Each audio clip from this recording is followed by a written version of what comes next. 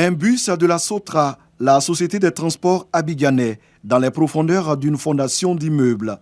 Une chute spectaculaire de 15 mètres qui se termine dans ce trou béant creusé sur le chantier de l'ex-Sorbonne du Plateau. Bilan, un décès et une vingtaine de blessés.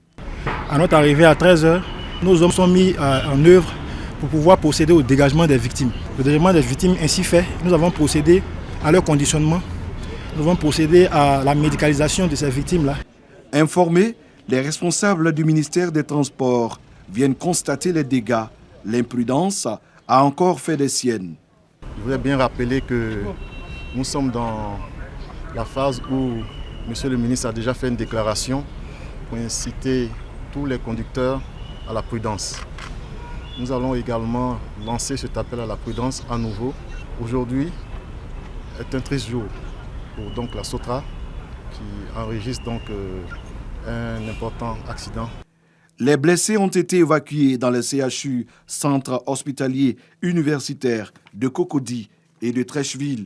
Les ministres Pierre Demba et Bruno Nabagné-Koné sont au chevet des accidentés. Le Premier ministre nous a mis en mission avec le ministre en charge de la Santé pour venir apporter le réconfort du gouvernement à l'ensemble des personnes touchées par cet accident.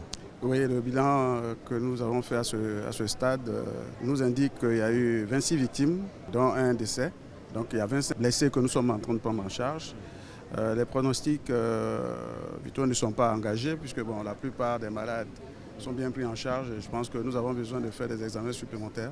Après les CHU, les deux ministres se rendent sur les lieux du drame. Sur place, ils prennent toute la mesure de la situation.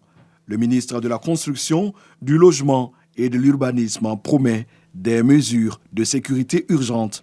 Les autorités policières ont ouvert une enquête pour situer les responsabilités.